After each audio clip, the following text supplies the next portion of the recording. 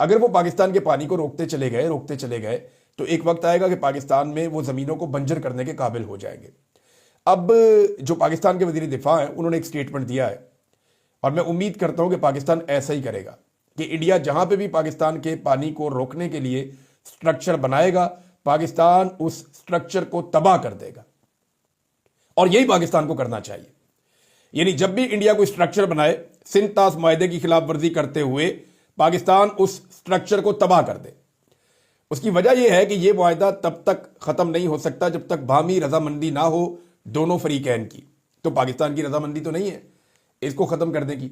और इसी मुआहदे के तहत तो इंडिया ने मशरकी दरिया जो हैं तीनों, उनके ऊपर रुकावटें डाल के तीनों दरिया हमारे खुश्क कर दिए थे, रावी भी, सतलुज भी, ब्यास भी। इंडिया ने उन्हें खुश्क कर दिया ना। कैसे किया? इसी मुआहदे के तहत किया था।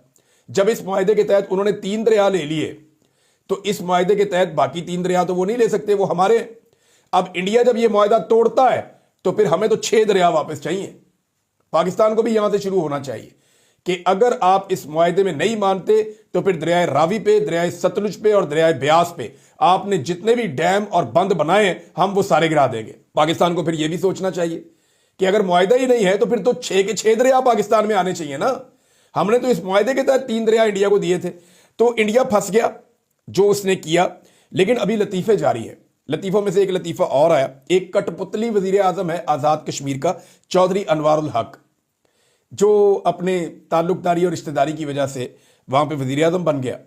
और इसको पीपल्स पार्टी ने भी वोट दे दिया, इसको PMLN ने भी वोट दे दिया, इसको जनाब PTI के लोगों ने भी वोट दे दिया। ये एक्चुअली एस्टेब्लिशमेंट का नुमाइंदा था जिसने सबसे वोट ले लिए और डंडे के जोर के ऊपर सबसे वोट लिया गया। पीपल्स पार्टी के लोग अपना उम्मीदवार खड़ा करना चाहते थे। इसने जाकर उन्हें कहा कि मुझे आराम से वोट दे दो वरना फिर आसिफ अली जरदारी तुम्हें कहेगा। और उन लोगों ने इनकार कर दिया। फिर जरदारी साहब को जब पैगाम पहुंचा तो जरदारी साहब ने फौरी तौर पे जो आज़ाद कश्मीर के उनके लोग हैं कि अपना नुमाइंदा बिठाओ और आपने वोट देने हैं इसको। तो ये ऐसे वज़ीर आज़म बना था। अब इसका एक लतीफ़ा सुने। अज़ली दुश्मन का मुकाबला करने के लिए सबसे पहले मैं खुद को पेश करूंगा। तो जाओ भाई, बॉर्डर पे जाके लड़ो, उधर चले जाओ नकियाल सेक्टर में, वहां सामने इंडियन मौजूद हैं, शेलिंग भी हो रही है, गोलाबारी भी हो रही है, गोली भी चल रही है। तो सबसे पहले अगर अपने आप को पेश करना है तो पहुंचो मेरा भाई फटाफट। ये कहने वाली कहानियां होती हैं कि मैं सबसे पहले पेश करूंगा, ये फौज का काम है लड़ना, वो अपना काम करेंगे, आप अपना काम करें। ये जज्बाती भाषण दे दे के लोगों को बेवकूफ़ बना रहे हैं। लोगों ने आपको वोट फिर भी नहीं देने क्योंकि आपने गद्दारी की है।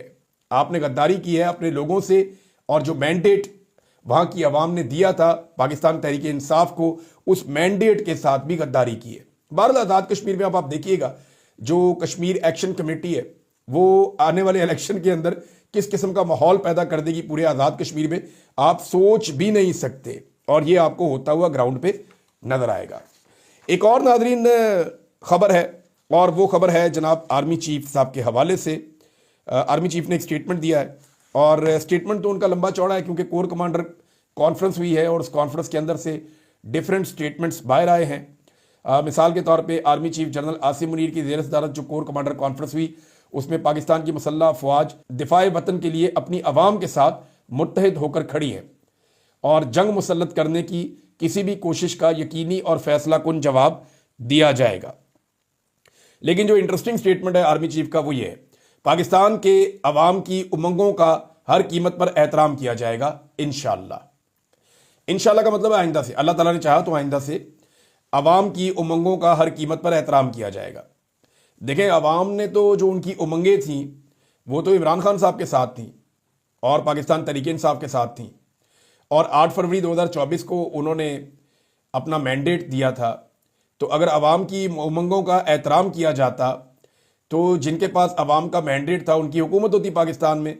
तो अवामी उमंगों का एहतराम ना करके इदारे को और अवाम को दूर किया गया है। मेरे ख्याल में ये वक्त आ गया है कि फ़ौज होश के नाखून ले, जो मिलिट्री की आदत है, और वो ये फैसला करे कि वो सियासत के धंधे में नहीं पड़ेगी और अवाम के फैसलों के मुताबिक मुल्क को चलने दे।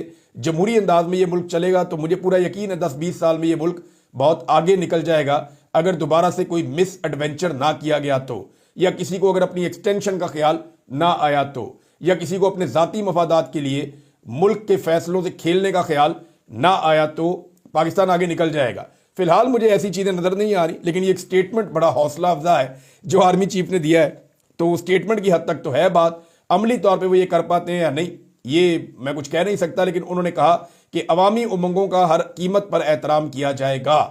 तो अवाम जो है वो तो बड़ी खुश हो जाएगी ये स्टेटमेंट सुनने के बाद, लेकिन जब ये अमली तौर पे होगा तो हम अनाउंस भी करेंगे, पाकिस्तानियों को मुबारकबाद भी देंगे और बताएंगे भी। नाजरीन, बांग्लादेश से एक खबर आई है, ये बड़ी इंटरेस्टिंग है, ये मेरे पास है यहाँ पे खबर। ये भारत पाकिस्तान पर हमला करे तो बांग्लादेश भारत की 7 शुमाल मशरकी रियासतों पर हमला करके कब्जा कर ले। भारत जो है ना वहां पे एक चिकन स्नैक है। अगर आप भारत का नक्शा गौर से देखें तो आपको वहां एक चिकन स्नैक नजर आती है। एक ऐसी जगह है जहां पे भारत का वजूद बहुत पतला हो जाता है, ऊपर एक मुल्क है, नीचे बांग्लादेश है। तो इस जगह से वो ये कहते हैं कि 7 रियासतों में कब्जा कर लें। ये इतना आसान नहीं है। ये major general retire Fazlur Rahman साहब बांग्लादेश के हैं, उन्होंने ये बात की है। लेकिन ऐसा हो नहीं सकता मेरे ख्याल में। वहाँ पे भारत की बड़ी तगड़ी आवाम भी रहती है और बड़ी तगड़ी फौज भी वहाँ पे भारत की मौजूद है, और बांग्लादेश खुद इस वक्त जिन मसाइल का शिकार है, ऐसी सूरत हाल में उन 7 रियासतों पे कब्जा करना मुझे नहीं लगता कोई आसान होगा। ये एक स्टेटमेंट तो हो सकती है बांग्लादेश की। बांग्लादेश को भी इस वक्त कोई जंग सूट नहीं करती, और बांग्लादेश कोई एटमी मुल्क नहीं है। भारत एटमी ताकत भी है और वो ताकतवर मुल्क है। तो हकीकत तो ये है कि ये नहीं हो सकता, लेकिन एक धमकी बहरहाल भारत को लगी है। और ये क्या ही अच्छी बात हो कि अगर भारत पाकिस्तान के साथ कोई एडवेंचर करे तो वहां से बांग्लादेश भारत के ऊपर दबाव डाले, तो भारत को दोनों तरफ से जब दबाव पड़ेगा तो उसके लिए मुश्किलात बढ़ेंगी और वाकई बढ़ जाएंगी। नाज़रीन, नदीम अंजुम साहब के हवाले से एक खबर दी है, और ये खबर दी है मोहसिन नकवी साहब ने। और देखें, नदीम अंजुम साहब भी एक्सटेंशन चाह रहे थे उस दौर में। मुझे कुछ लोगों ने बताया था जब उनकी रिटायरमेंट करीब आ रही थी, तो मुझे कुछ लोगों ने बताया था कि वो चाहते थे कि उनको एक्सटेंशन मिल जाए। उनकी घर में एक शादी थी, उसके लिए उन्होंने अपनी रिटायरमेंट का टाइम भी थोड़ा सा आगे किया था और एक स्पेशल रिक्वेस्ट की थी गालिबन, जहाँ तक मुझे याद है।